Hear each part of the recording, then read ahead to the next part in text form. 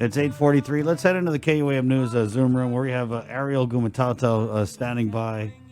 And Ariel, you're currently in quarantine right now. Which of the quarantine facilities are you in, Ariel? And good morning. Thank you for joining us I believe it's the Doucet. at the Doucet Deuce. Tawny. Okay, and we'll just start with some background on your story. Tragically, I was able to read your application for emergency hardship, and your husband died suddenly in California, correct, of a rare and aggressive form of cancer. And so, Yes. Medulloblastoma. right. And so you're here on Guam to bury him. You're moving Uh, back to Guam. I'm officially moved back. I sent all my stuff home just this past week, and then I applied for hardship so that I could receive my husband at the cargo building, When when did which when I'm did sorry. you arrive back to Guam? I came in through Narita on November 14th. And could you tell us a little bit about the process with the application for the emergency hardship and what you went through, who you talked to, what the response was? So I applied. I started looking into the hardship about 4 days before I arrived on Guam. I was reaching out to family members and friends because I didn't really know the process. Like I looked online and stuff, but it was still kind of confusing because it's mostly stating for like essential workers. So I wasn't sure like how the hardship worked for like me. So I started applying. I asked my cousin to help me out. She was reaching out to friends who know more about it than I do. So we emailed a lady named Bertha, and then she transferred it over to Sam, who is the um, I think it's PIM or something like that. And he basically told me that he couldn't take my request until I arrived in Guam. And my husband was arriving the day after me because he had to overnight in Hawaii. So he basically told me, like, oh, I can't look at your letter or accept your letter until you arrive here. And then you would basically have to talk to a social worker in the hotel. And I was kind of like hurt by that because I couldn't submit a letter 10 days before, like what it said online. I was literally going off of how United was helping me because my husband was a United employee for San Francisco. And they're the ones that were gonna bring his remains in. And I also needed to wait for the death certificate, which was taking long because they needed to put down a cause of death.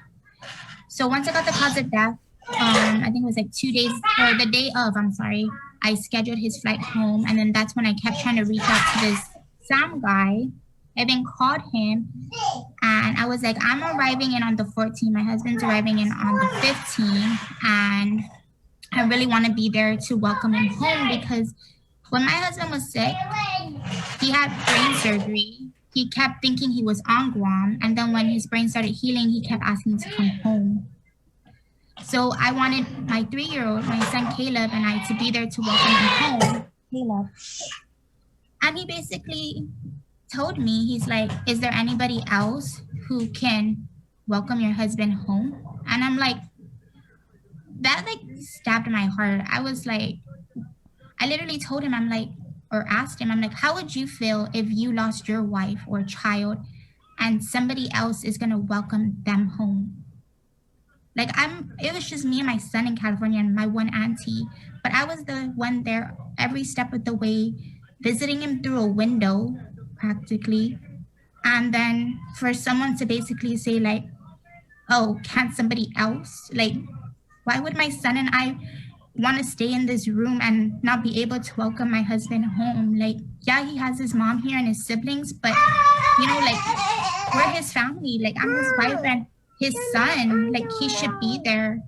And we were willing to take all the precautions. I even got tested for COVID the day before I left California to make sure if I did get accepted for it. Like, I had proof that, I got tested. And yes, I could have caught COVID on the way here. I don't know. But I wanted to make sure that I was at least being safe and following all the protocols to make sure that we could be there for my husband to be home. So, Ariel, you did everything you needed to do. You turned in your hardship application. Sounds like you talked to someone pretty stupid at public health, and just really insensitive to tell you that. So you weren't able to meet your husband, Brian.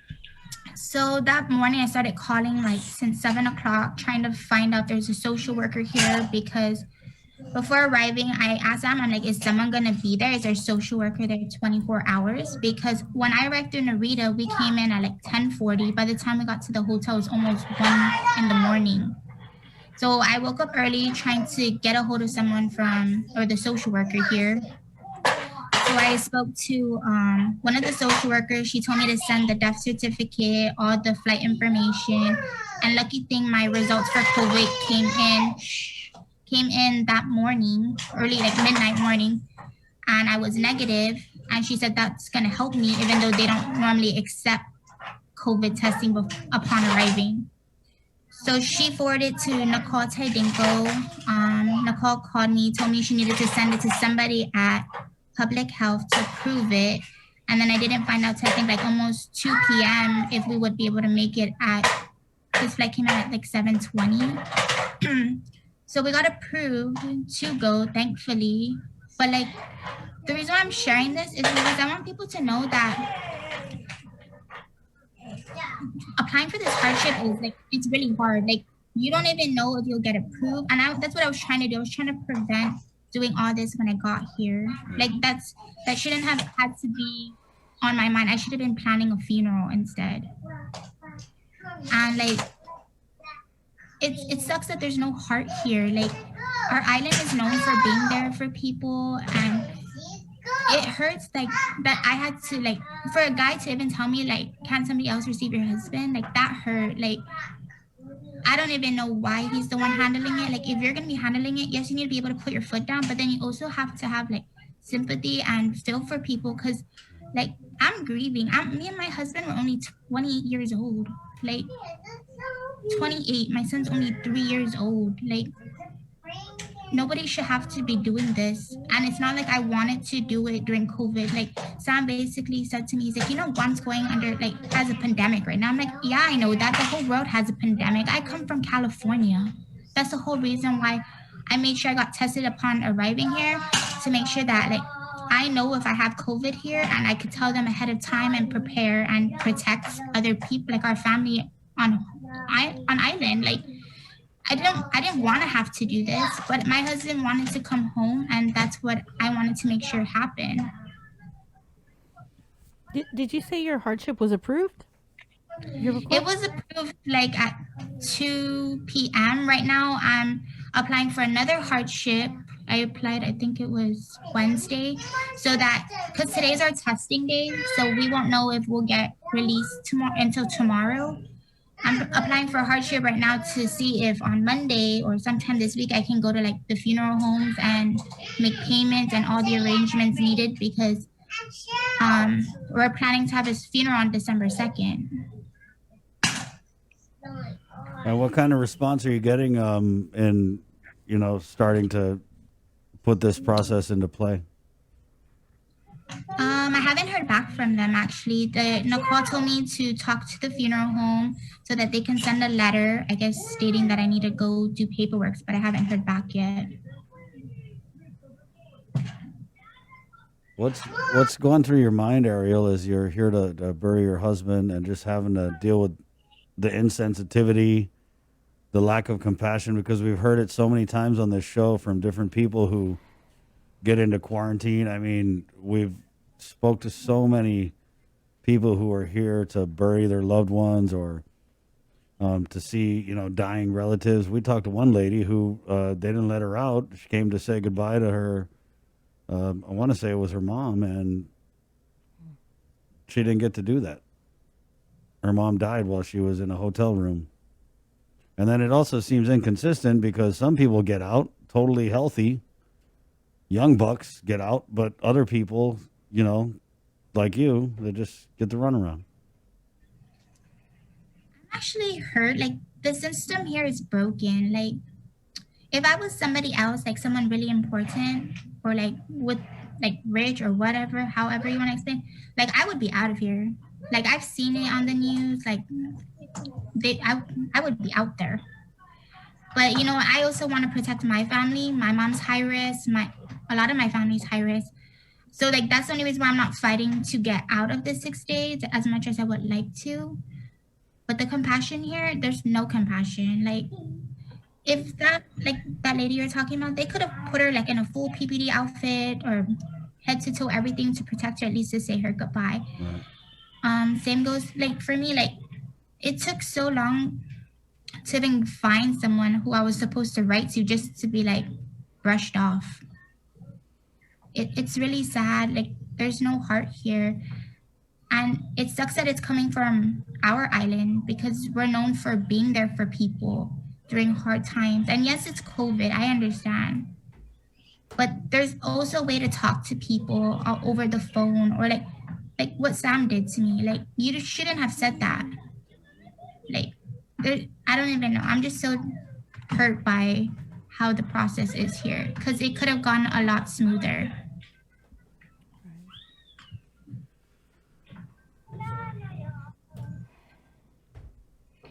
So you get tested tomorrow, and if you test negative, then Today we Today. get tested today. And this is for the 6-day test out, right?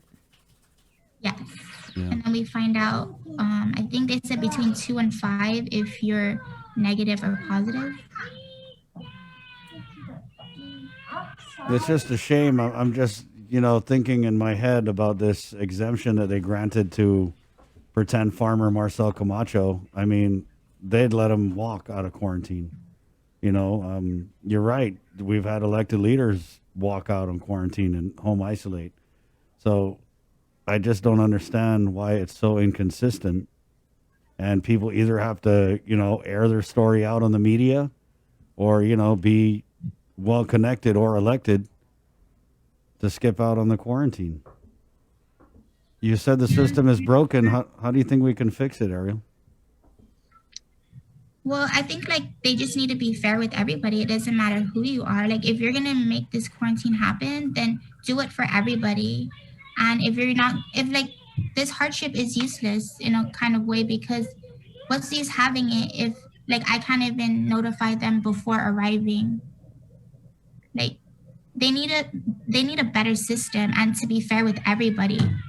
Like it shouldn't matter who you are, if you're a doctor, if you're a fighter, if whoever, because people are dying.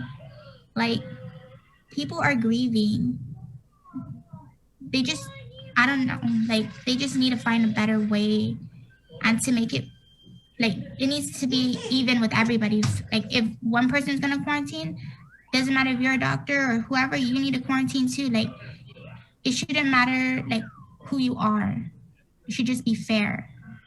Well, you know what they say on Guam, it's not about what you know, it's usually about who you know. And You I know, guess I yeah. guess you didn't know anybody, unfortunately. Well, I tried. I like contacted a lot of people, but my name doesn't matter. My hardship doesn't matter, obviously, because it took a really long time for me to even. Well, it took me to get here, actually. Yes. Ariel, Even I mean, so this emergency hardship, it just doesn't for you in your case because it doesn't really matter right now because you're able to test out. If I mean, granted, if you test negative because it's 6 days and not test out. I mean, but be able to home quarantine. right. Yeah, and then I still need to get a hardship just to go do anything. Oh, yeah, that's right. Wow. Ariel, it's just a sad story with your husband and I met you guys. I think I want to say it was like earlier this year or last year. But if you want to share just a little bit about Brian, could you?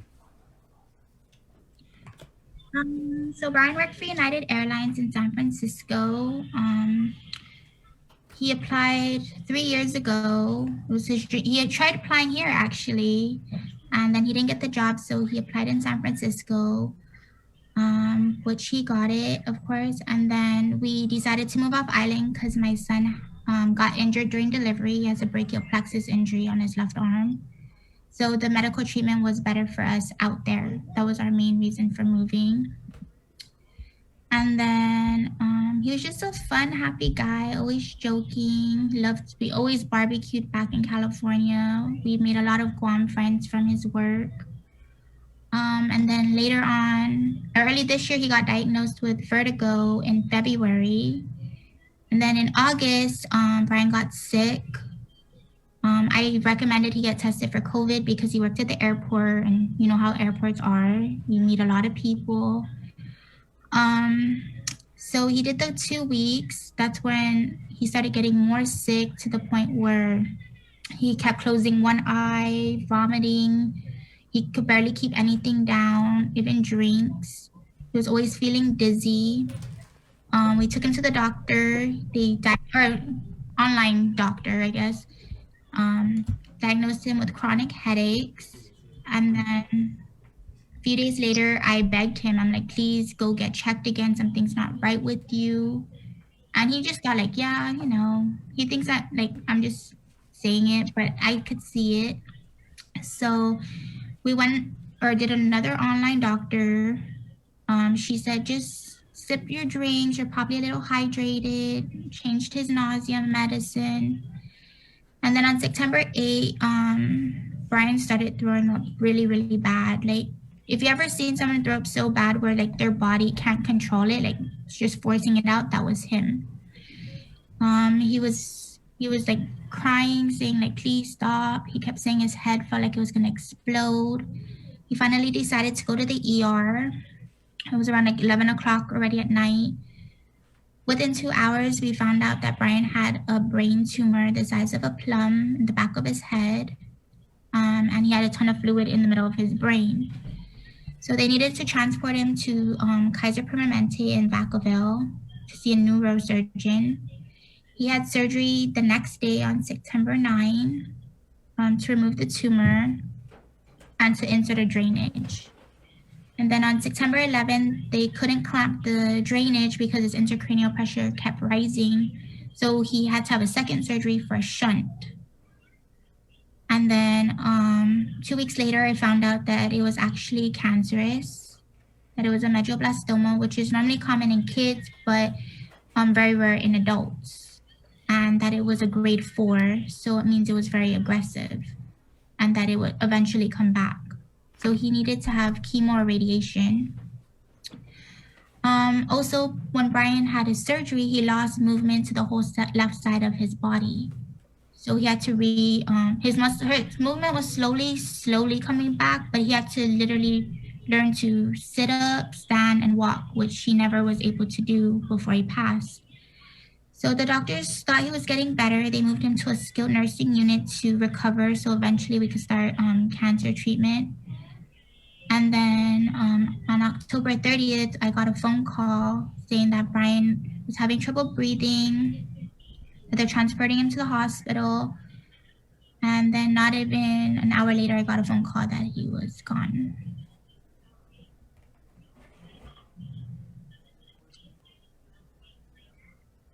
You didn't get to say goodbye to him? No, I was waiting to actually talk to a doctor over a video call when I got the call, and the doctor said they tried everything they could, but he didn't make it. He had a heart rate of 190. He had a fever, and he was having trouble breathing, so they had to put a ventilator on him. It wasn't COVID though. They all got tested that week for COVID. It was actually the doctor actually believes he had an infection, an unknown infection, and that his cause of death was also like a cardiac arrest because of his heart. So it wasn't actually the cancer that killed him, but like an infection. I can't even, Ariel. That's just, I mean, knowing that you already went through all that, and then knowing that like so many other people who are coming into Guam under these kinds of circumstances, that you did your part. You've applied for the emergency hardship. I just can't even wrap my head around why you're still sitting there in quarantine. I mean, you should be at home. Yeah, it's hard. Like, I'm not gonna lie, I've broken in this room quite a few times to the point where like I really wish I could break things in this room because before I got here, I was so busy. I literally had to pack up my entire household in like a week, sell stuff, decide whether I'm gonna keep things of him or donate. And then to just come in this room and it's so quiet and I can't do anything but try and plan a funeral over a computer. It's hard, like it breaks you because it's so quiet. Like even if a TV's on and I have my 3-year-old, but it really takes a toll on you. Like the depression hits hard.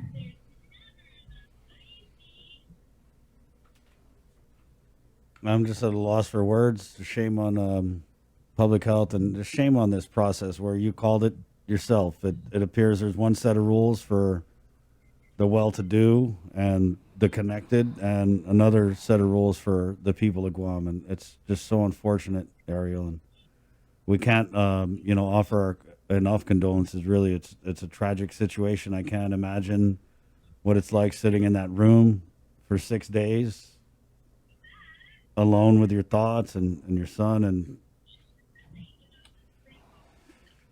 Thank you. what would your message be to public health and to the people that police these policies, to the people that put these policies into place? Because I mean, it's a damn shame because it just doesn't stop. There's always somebody with a story like yours that needs to be shared. And every time we do this, we hear from these doctors, we hear from public health, oh, we're going to create a panel that's going to look over this process so that things like this don't happen again. But I haven't heard of any panel. And we're talking to everybody who would be on that panel. And obviously things haven't improved because we're sitting here talking to you. So what's your message out to these people? I just hope they get it together because it's hard because of course you want to protect everybody for COVID, but then you also want to have the heart for them, like if you can't do it, like there's no way around it, at least have a heart and like, say nice things, don't say mean things to them, but then also be fair with everybody else. Like I honestly at first didn't want to share my story because I was afraid of like the feedback, comments, and stuff. But then I also want to help people who are coming in from the States or going through hardship because imagine, like, I'm lucky. I didn't have to pay my ticket. I was lucky my husband worked for United. But imagine the people who have to pay like $2,000 to come to Guam and then not knowing if they'll even get the hardship. Like, that's a lot of money that can go to other things. And especially with COVID right now, not everybody has the money to do it. So like I really hope that something changes here. Not for me because I'm already like in quarantine, but for at least people in the future or people who are going through it right now who need to come home. Like there's a way. Like they can, gown them up. If they have to go see loved one, there's a way. Like I don't know if they have to test 3 times in a row or something, but they can find at least a way to help people, or at least find people who are willing to help the people of our island, not just brush them off. So I hope it helps somebody out there, or they have, or like even create a direct link to who they should talk to and not do the runaround.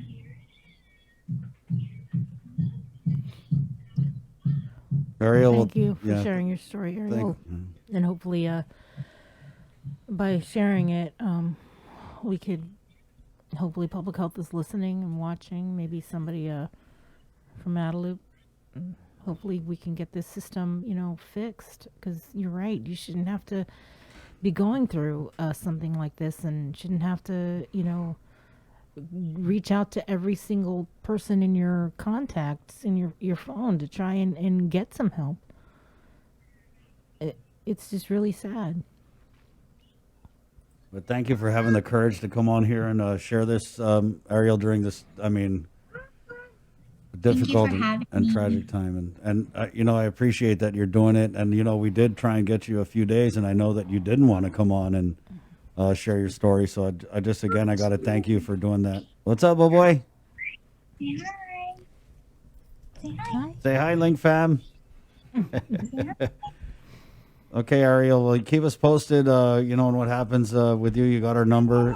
Shoot us a message and let us know if public health reaches out to you or, you know, or says anything or, you know what I mean, offers you any type of assistance, okay?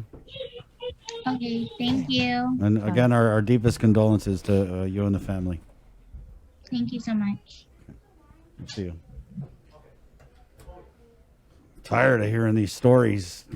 But, you know, people need to share them. No, yeah, I know. And tell people what's going on inside quarantine or anywhere they are, and how they're dealing with this pandemic, and what they're seeing and what they're feeling and what they're experiencing, especially with this quarantine. I mean, I had interviewed Roki just a couple days ago, Right, and he yeah. just arrived, and he was told, you know, one thing and then told another thing and another thing, and all he wanted to do was go to a medical appointment because his knee was swollen, and it was something that he had to do contractually with the UFC. And he was told, you know, yeah, just you can go to your appointment. And then all of a sudden, it was like, well, now you need a negative COVID test. And he actually did have a negative COVID test. He had just been waiting for it to be emailed over to him. But at the time, it was I don't know. I guess everybody was asleep in Vegas, you know, because of the time difference. So Right, he yeah. couldn't get the negative test.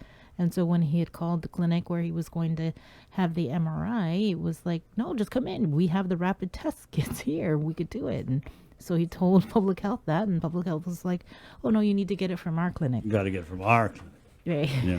So anyway, at the end of the day, he was able to go get his MRI. go Yeah. to his medical appointment. But didn't something funny happen when he went to the clinic? I think he was transported by a public health or one of the quarantine Or staff. public works, whoever it was. Yeah. So anyway, they go and they drop Roki to the clinic, and they say, "Hey, call us when you're done." But he didn't. They didn't give him the They phone didn't give him number. the phone number. Call 311.